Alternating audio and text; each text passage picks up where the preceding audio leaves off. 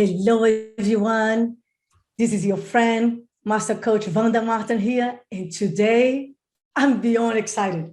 I have such a great treat for you. Oh my gosh, just wait. I have here with me one of the best real estate agents ever in this world. Ladies and gentlemen, I have here Andrea Gordon, who is amazing, who has been selling real estate for many years. And I'm going to let her share her wisdom with you, some of her great experience with you, and inspire you and give you some great ideas what she does. She's the number one agent in Oakland, in Berkeley. She sells a lot of homes, help a lot of people. So without further delay, let's welcome Andrea Gordon to our beautiful conversation. Hello, Andrea. Hello, Vonda. I'm so happy to be here. You're such a sweetheart. And thank you for that enormously wonderful introduction. Oh my gosh. It's true though. I am so proud and happy to have you here. You're such a dedicated, hard work and brilliant real estate agent. So it's very exciting for me. Can you tell I'm bubbling with energy? Yes. You're always bubbling with energy, so it's all good. Thank you. Well, because my mind is going a mile a minute with all the questions I want to ask you. So let's get started, okay? Okay, so sounds wonderful. Tell me, give us a nice recap here so our great audience and our great tribe here knows who you are, where you're from, how long you've been in the business. Give us a nice, how you're doing production. So give us a nice little view of beautiful Andrea. Oh, that's very sweet of you. Okay. Well, I've been a real estate agent for 24 years. I've bounced around to a fair number of companies and have been at Compass for the last 3. Mm-hmm. I was born in Berkeley. When I was a child, my dad taught at Cal. My mom was an opera singer. My dad was also a concert pianist. And when my father passed away, we moved to New York City. By the way, I have a bird. You'll see the bird in the background. I love it. She likes to join in. Her name is Pia. Pia is a birda. There you go. Yes, she's very fun. In any case, so I started out not being a real estate agent. I don't think there are very many people who start out being real estate agents. I think that everybody sort of comes to real estate in funny ways. There are a lot of young people nowadays that actually take it as a college subject. But back in my day, when I first started out, real estate was something you could do to make money. And before I was a real estate agent, I actually taught at different universities. I ran theater companies. I worked in advertising agencies. I sold high-end wines. I did all kinds of things before I focused 100% on real estate. Wow, so you have done a lot. What a beautiful career. Yeah. Actually, life is great. I mean, the thing about life is that wherever you're on your way to, it's your path. So my path took me to where I am now. But I've had a lot of wonderful beauty and amazing things along the way that have made my life incredibly powerful and wonderful. And I wouldn't trade a minute of it, even the hard stuff. For sure. So what made you decide to go in real estate, darling? Well, it was actually the failure of a play. I had produced a play in actually San Francisco that was called Liverpool Fantasy, and it was about the Beatles. And in the play, the Beatles picked the wrong hit single and they never become famous. And this is when Paul is coming back through Liverpool on a bus and truck tour. He's now named Paul Montana. John is living on the dole. His son Julian is the leader of a neo-fascist organization. And Ringo has married a hairdresser and George is a monk. So they meet up again in Paul's apartment one night in Liverpool. And of course, it devolves from there, and it explores the homoerotic content in the relationship between Paul and John that we all worried about back in the day. It makes us, question the politics of John and his son, Julian. And it got rave reviews in the gay press. It got rave reviews in most of the press. And so we were having great audiences. But then the big papers came, and one of the reviewers wrote his review in rhyming couplets using all Beatles songs to basically just excoriate the entire thing. I mean, he hated it. And it was right at the time when the Beatles anthology came out and everybody was waxing rhapsodic about the Beatles. And basically he wrote a review that said, you can't write a play about the Beatles like this. Well, the fact of the matter is that we could, that Larry Kirwan had received before, that's the writer of the play, had received a telegram from Paul McCartney. Paul McCartney wrote and said that he wanted it to be a great production, that he loved the play and that he was excited about it. So nice. If we get Paul McCartney saying that he loved the play, where was this reviewer? Anyway, the end result of it was that the whole production totally went to hell at that point. And all of the actors, you know, wanted to continue going if we could. I ran the show into the ground and I lost about $60,000, $70,000 of other people's money. And the other people included my family, my friends, what have you.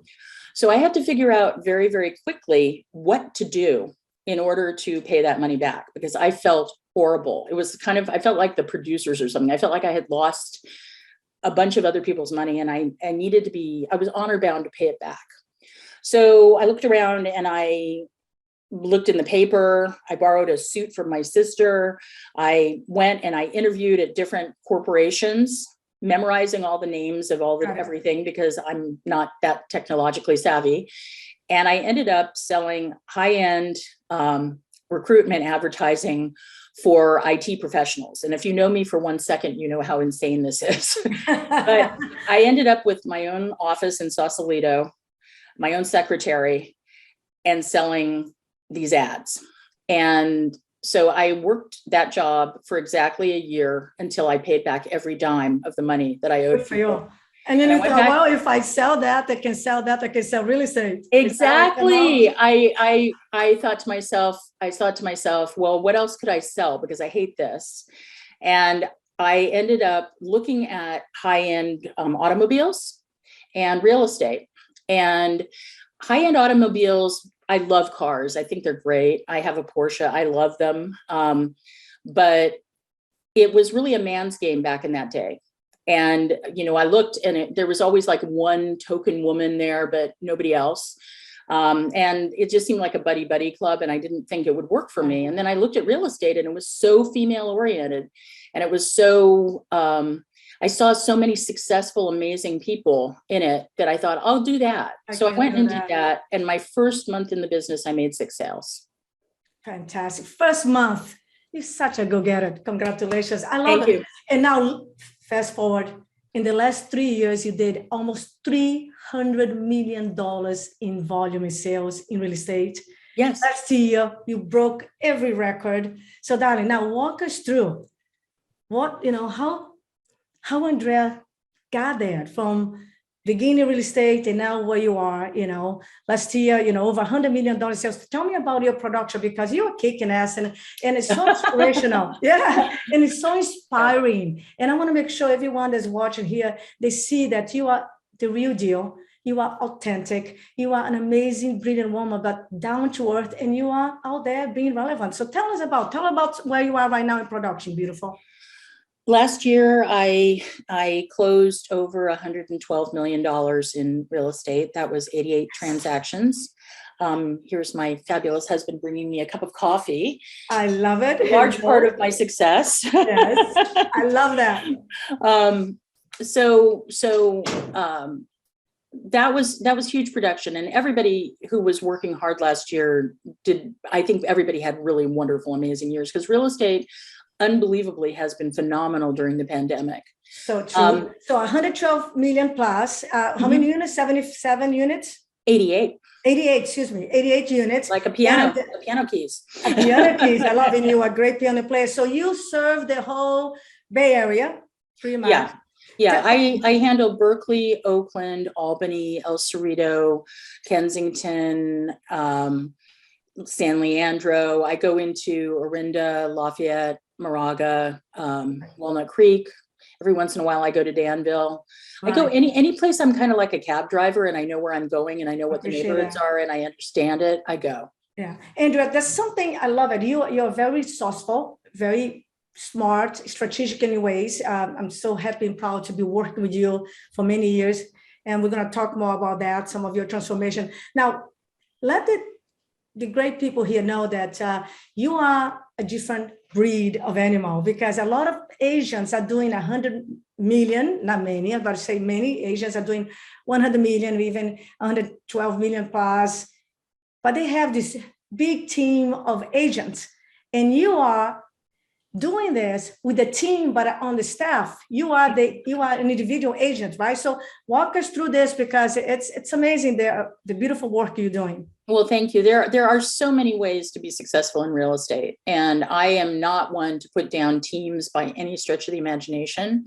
I think because I have always been a theater director and not an actor, I naturally gravitate towards doing things, being the one directing things. And I, at the same time, realize that to be a team leader takes a lot of ability to mentor people. It takes a lot of ability to take the time to work with them on a daily basis. It actually takes you out of your production a little bit, not a lot, but a little bit. In the beginning, at least, right? In the beginning, yeah, because you're setting up systems and you're doing all that kind of stuff. And I have found, for me, and really seriously, just for me, I don't know too many other people who do the production that I do with the structure that I have. So I don't want anyone to emulate me in any way, shape, or form, unless it's their calling and what they want to do. But I have assistants. And I really rely heavily on my company as well. So I have a full-time executive assistant, Rachel, who handles my calendar, does pretty much all the back end work for me. I have a listing coordinator named Liz. And Liz is out in the field. She's the one who goes and schedules inspections. She goes and sits at the inspections. She gets bids for me on the work that I think needs to be done on houses. I'm always in control of what I think needs to be done on a property before it goes to the market. Both Liz and Rachel are licensed, and they will work with some buyers. I don't tend to work anything as a buyer any longer that's under 800,000. So they will work some of those leads to augment their income and mine. And then I also have a transaction coordinator who comes to me through my company, who is full service and really amazing, Candace Maldonado. And I have an art person named Ramona De Viola, who writes a lot of copy for me and also is very tech savvy, what have you. So that's who I work with on a day-to-day basis. And I've actually expanded to those people largely because of you, Vonda. Originally, for many, many years, it was just me and one assistant, and getting these other people in play has been absolutely a game changer as far as the amount of work I can do. I'm almost entirely a listing agent at this point in my career, which is a very natural trajectory for anybody. When you start out in the business, you're going to work with buyers, right? And as soon as I just have to say, so proud of you. Oh, thank you. You are a listing machine right now, and that was the goal. The goal what we had together once we started this beautiful journey was to get you to be a listing machine, setting 5, 6, 7 appointments a week and get to 2, 3, 4, actually now average 3, 4 listings a week. Yeah. So happy for you on that, darling. Thank you. Yeah, it's interesting. Mindset is literally everything. And so the work that I've done with you has been absolutely crucial in that, because whenever anything's really bad, when people have problems, real estate is all people, and because it's people, there's going to be things that come up and you're going to have to deal with them. And I'm always able to pull myself out of the middle of the emotion because I've had your great guidance so that I can look at it with much more empathy and also perspective. Perspective is everything. Mindset is everything. So when I decided to be a listing agent primarily, that's what I became. It's fascinating. And you have to be nimble because different markets require different things. Right. When you are in a seller's market, obviously it's wonderful to be a listing agent. When it's a buyer's market, then it comes, it's very good to be working with buyers as well. So I'm able to flip things, and I watch the market like a hawk. So I know, right? You do an awesome job. So Andrea, and thank you. I'm very humble. I'm very humble and happy and grateful to be part of your team. And we're going to talk more about some strategies as well, because guys and girls, don't ever make a mistake. This woman is a warrior. She's a lioness. She got so much strategy. She's so smart thinking. Now, tell us again, with that over $112 million in volume sale, how much was that in gross commission that you brought to the table? Well, in gross, I have to look at this here. It's around 2,950,000. Yeah, but closing pending was over three. It was like 3.2. It was 3.2. Yes, those things finally closed this last week. Yes, I had 7 deals that didn't close by the end of last year that were supposed to close last year, and so yeah. Yes. But now look at this, if you want, 3.2 million in closing pending. Of course, we want us to have some money coming to January. How fantastic is that? And she has his staff. She has his systems, his structure, and she's doing this amazing. So Andrea, where were you before we met? What was working before we met? I was doing okay. I was not a failure by any stretch of the imagination. I met Vonda many years ago now in the coffee house of a hotel at a Tom Ferry getaway in Disneyland. And I had been coaching with one of the coaches at Tom Ferry, and I was not entirely happy with my coaching at that point in time. I was trying to figure out what to do. Were you feeling stuck? Were you feeling like same level? Yeah. And I was also feeling like I didn't have the tools to take me to another level at that point in time. So I was going to do my, 20 transactions a year. And that was all there was. And I'm highly competitive. And that was not what I aspired to. I literally, when I was 4 years old, somebody asked me what I wanted to be. And I said, great. So, and that's like one of those family stories that people repeat back to you over and over again, but it's actually true. I'm highly competitive. I've always been extremely concrete in huge goals. I've always dreamed big, which is one of the principles of Compass, by the way. And one of the reasons I went there, because I love those principles. But so when I was in that coffee house, I met Vonda, and Vonda was like this breath of fresh air. First off, she was beautiful and highly energetic and fun and funny. And we talked for a few minutes at that point in time. And I said to myself, if I had a coach like that, I would do better, because her energy buoys you up. And the person that I was dealing with was wonderful, but was very nuts and bolts and extremely pejorative, like kind of browbeating me if I didn't do things the right way. And we really came to loggerheads quite a few times. I actually questioned a lot why I was in coaching at all. So when I met Vonda, I thought, I could do this. And after we got back from that trip, I called up and wanted to change to working with her instead. This is in her past life when she worked with the Tom Ferry organization. So my theory worked out. I mean, I feel like when I switched to you was when I started really using a production tracker, when I really started being accountable, when I really started looking at all sides of an equation and kind of role playing in situations, when I started looking at not just what I needed, but more what my clients needed, if that makes any sense. I had been going about it literally from the backwards end. And what I have figured out over many years of working with you is, yes, it's awesome to be competitive. I have to take a sip of something. Take a sip. I understand. I love the Yeah. this journey. Keep going. Well, it's awesome to be competitive, and it's awesome to want to make a lot of money. That cannot be your focus, because if that is your focus, you will fail miserably.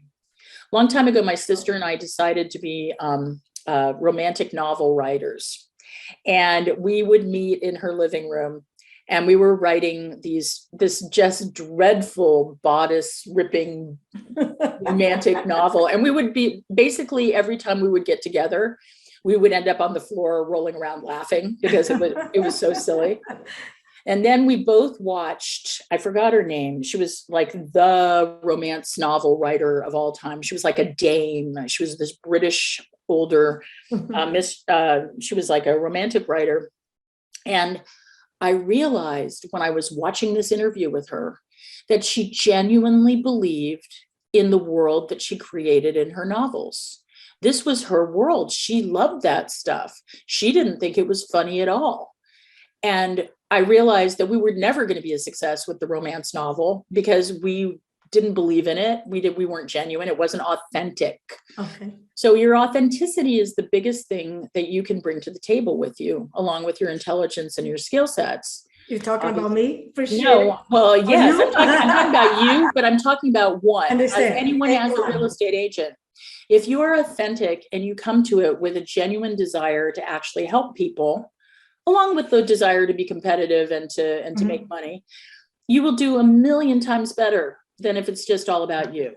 It's so true, right? And that you pretty much are the image of that, because you see, you gotta be the business person when you are the business person, right? You have several hats, right? That's what we talk about. That's what I'll be teaching you, and you got it, and you still getting it even more, even better. When you're the CEO, you look at your track, your numbers, what's working, what's not working, right? You have a plan, you look at the profit and losses, you look at everything, and then when you do the production, like you are still listing and selling, right? Negotiating, you still work in the business, not only on the business.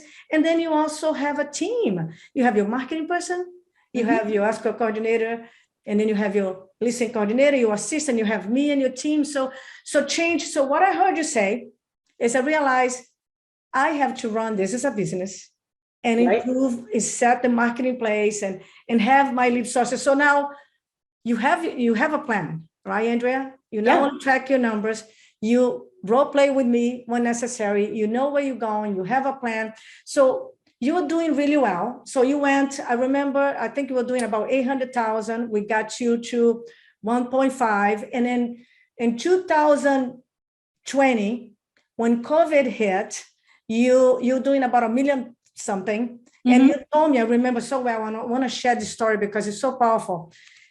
You told me, Coach, how am I going to do this? I'm not going to go show homes with everything that's going on with COVID.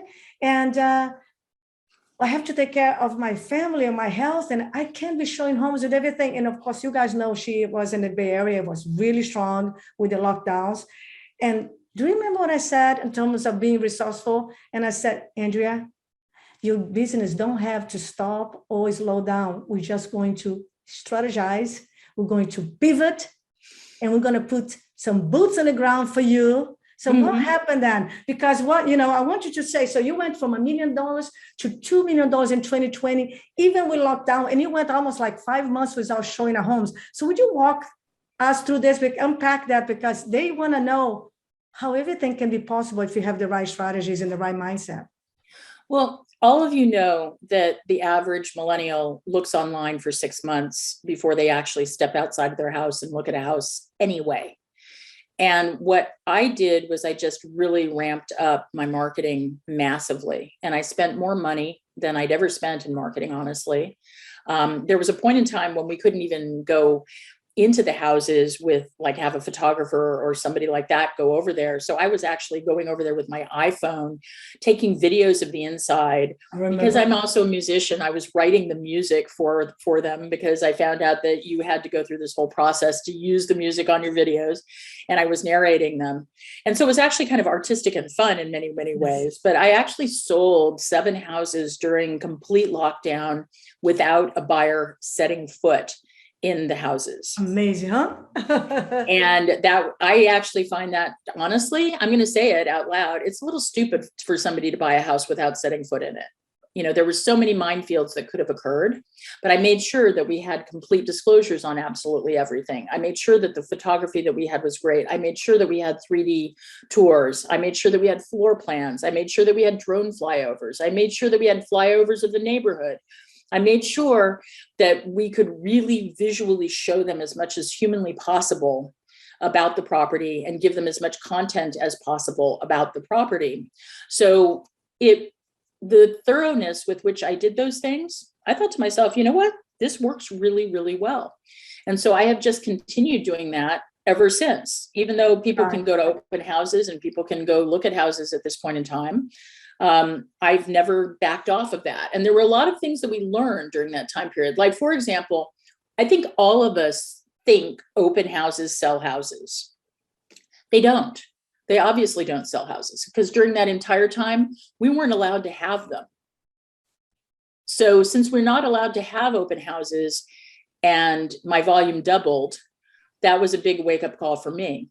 Right. There are a lot of things that I think we're sort of going back to the known right now because it feels comfortable, but we actually learned a lot from the pandemic. Now, you also were very coachable, because the thing is, instead of retrieve, like most, I should say many real estate agents did, we went forward. And you say, how are we going to do this, coach? I said, we're going to triple down on your database and your CRM. We're going to hire more people. We're going to have boots on the ground, so they show homes for you on with the mask, so you don't have to go. We hire people to clean up the houses for you. So we became master in delegation and leverage. Am I right, Andrea? Yeah, absolutely. And I, you know, that was the other part of all of this, was I think that having your support during all of this made me less fearful, because honestly, it was crazy in some ways to spend more money during a pandemic when you didn't know what was going to happen day to day. I mean, we were all frightened for our lives, literally. Right. And it worked. And also the other thing that happened during the pandemic that I think everybody right now is taking great advantage of is everybody got stuck in their houses. So everybody that was stuck in their house realized what about their house didn't work for them. And right. And what they really wanted. I think people started getting to the core of what actually meant something. And I think that has not entirely stopped. That's why, to me, if you're going to be forward thinking, you know, don't go back to the old ways. Look at what really, really worked during the pandemic and keep doing that. Because it has, I don't think that the mindset of the buyers out there has 100% changed. You know, inventory is very, very light right now. And it's a perfect opportunity to really, really show people online exactly what they need.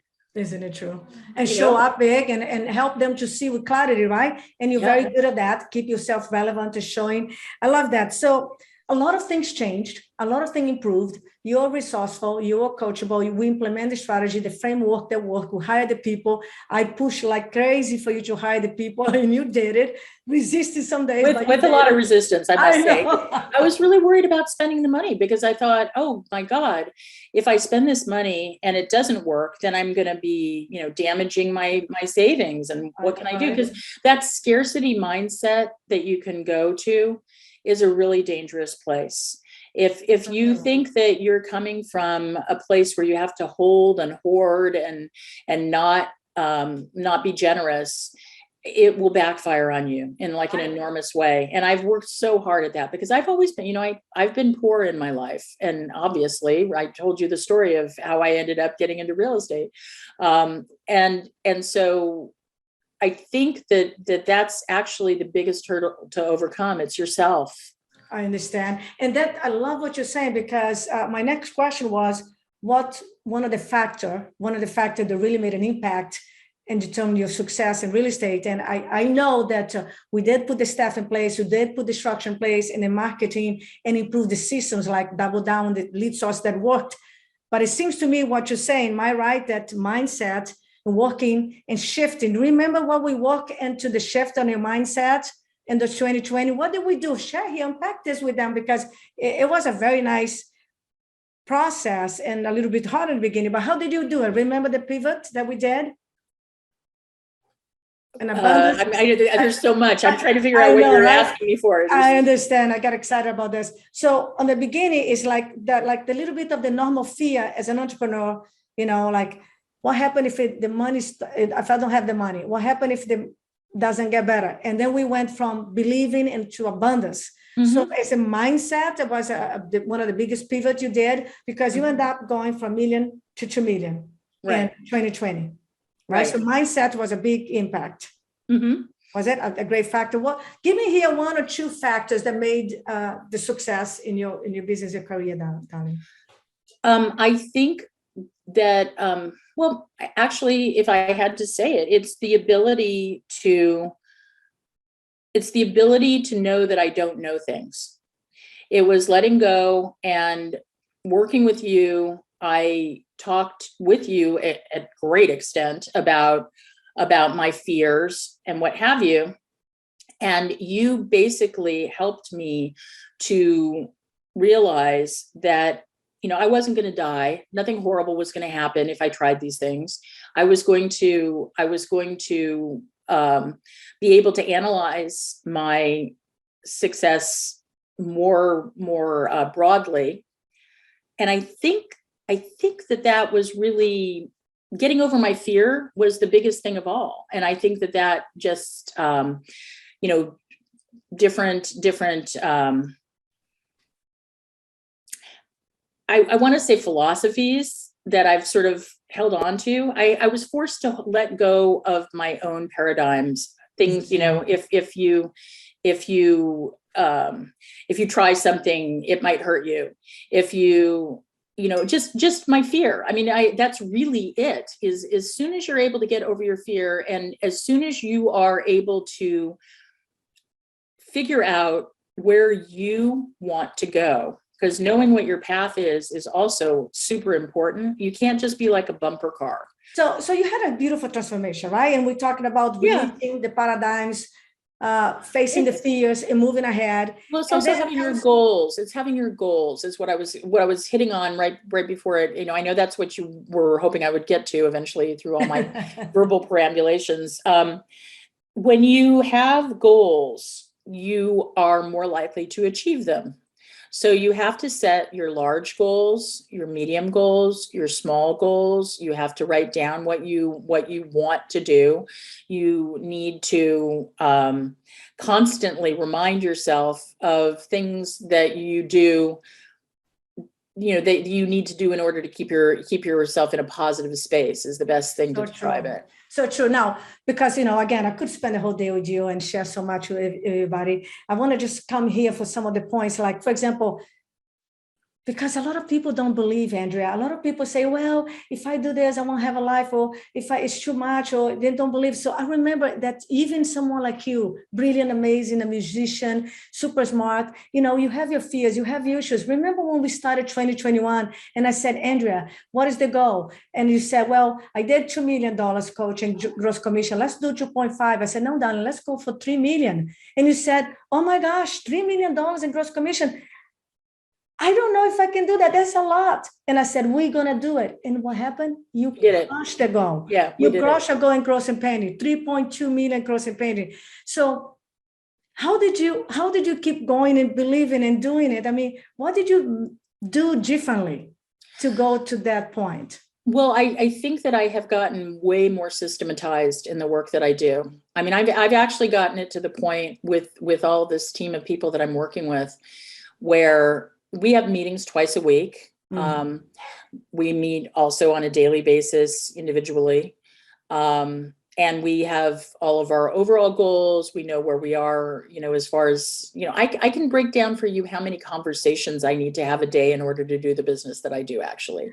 And that's all coming. My song. That's all coming from Vonda. And so, you know, once I have that in play, then I also have made sure that I take a piano lesson every single week. I love piano. I have this goal. There's this video going around right now that shows this amazing 97-year-old pianist who's putting out an album at 97. I want to be that person. I want my music to get better and better. So I make sure that I have the time to practice piano. I also am heavily engaged in my theater stuff still. It's not like I let go of that. That's part of who I am. And because it's part of who I am, I make sure that I make time for that to happen. I also am very much a protector of animals. So I have been a huge donor to the Berkeley Humane Society. And every chance I get, I support them. I'm on their capital campaign fund, trying to help them build a $14 million building. And this last year, as a matter of fact, I had kind of a genius thought at the end of the year. I had a foundation that needed to get some land off of their books by the end of the year. And I got brave enough to go to them and say, hey, we haven't done it because land is not selling like hotcakes, as we all know out there. Mm-hmm. And I said, why don't you donate this to the Berkeley Humane Society? And I got them to do it. Yeah, you are a mover shaker. I mean, you get things to do it. So you have done a lot. You on a whole different level, darling, of strategy. You know, you track your numbers, you know your conversations, you lead your team, you are training them, you're coachable and being open for new perspective. You're very relevant. You are showing up on social media, right? Your database. So you average 3-4 listens sometimes per week, you know, being one of the top agents in the world. So we know that many of them come from your database, your farm, and other social media. Your database is really everything. Nobody ever uses their database enough. And that's one of the things that I've learned from you. Compass is doing a big, huge push to get us to use our database more profoundly. But you know, I've known that for years in my work with you, is that your database is everything in terms of, I mean, at any given moment, you have 8 to 10% of the people in your database ready to sell or buy. Isn't it? That's just money. That's like low hanging fruit. That's just like sitting there waiting for you. And you know, why go out and buy leads from Zillow that are going to, you know, have a return of less than 3% when you have something sitting there that has an 8 to 10% return on investment, and it's not an investment. So, you know, I think that all of that coming into play, things I've learned from you, things I've learned from just being in the business, have contributed to my success. And I will also say this really importantly, anybody listening to this, don't try to be me, because I'm me. You're you. You're amazing, and you're you. So if you do you as a real estate agent, you're going to be so successful. Like I don't have a scientific bone in my body in many ways.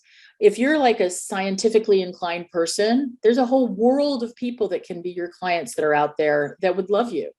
If you're interested in a craft, or if you're a sculptor or a painter, there's a whole world of people out there that you can connect with who can potentially become your clients. I love it.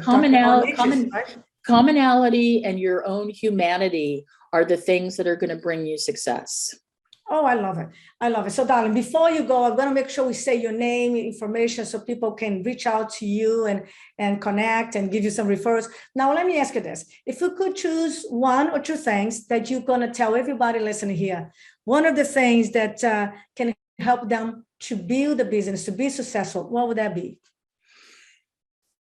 Gosh, if you are a baby agent, I heard this when I was just beginning. Don't be a secret agent. Let everybody you know you're a real estate agent. Like your dry cleaner, you're the person who you park your car at the parking lot, your best friend's mother. Make sure everybody knows you're a real estate agent and that you need their help. You know, there's nothing shameful in wanting business and asking for it. Awesome. So that's number 1. It took me many years. I did not do a single sale with my family for like 5 years. I would have gotten a faster start even than I already had if I had not been worried about them, what they thought of me. Get over that. There's no point. They know you. They've known you your whole life. You're no different being a real estate agent than you are as a person. So just get over that. So that's one thing. Then also track your business. I think that was like one of the absolute keys for me, because otherwise you're like, as I said before this stopped, you're like a bumper car. You cannot live life like a bumper car. You have to have a direction and a focus. The way to have a direction and a focus is to have goals. And the way to achieve those goals is to be accountable and to look at your business, where your business comes from, to track everything. If you track everything, it will show you the way. Isn't it great? I love that. Thank you for sharing that. And every week I have the pleasure to talk to you, going over your wins, your numbers, right? Your challenge and questions, and strategize to grow to the next level. So this year, 2022 is a big year for you. We're going to go to a whole new level. Can you just share very quickly here and then tell what your goal for this 2022? And then, of course, I have to finish because I know people have to go places. You're just so wonderful. We want to spend a lot of time with you. So what is the goal for this year, beautiful? Well, my goal for this year is more moderate than yours for me. My goal is 3.5, yours is 4. And also my goal is to spend more time with my family and doing things that I love, and to actually take a vacation, because that's something I don't do. And I will tell everybody listening out here, Vonda has been absolutely crucial in my life.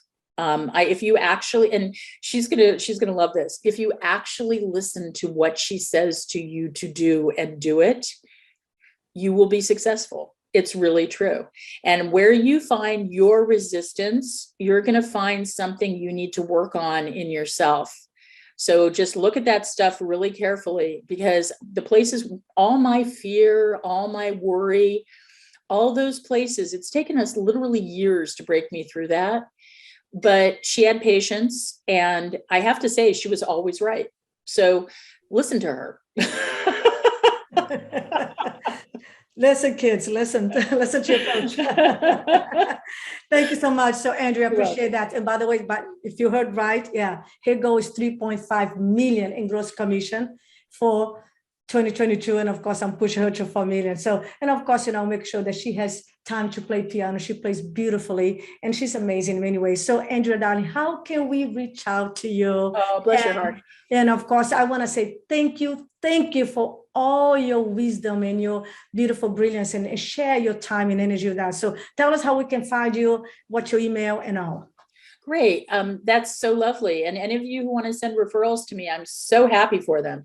My name is Andrea Gordon, and that's spelled Gordon. You can reach me at andrea@andreagordon.com. My phone number is 510-421-6818. And on the web, my website is www.andreagordon.com.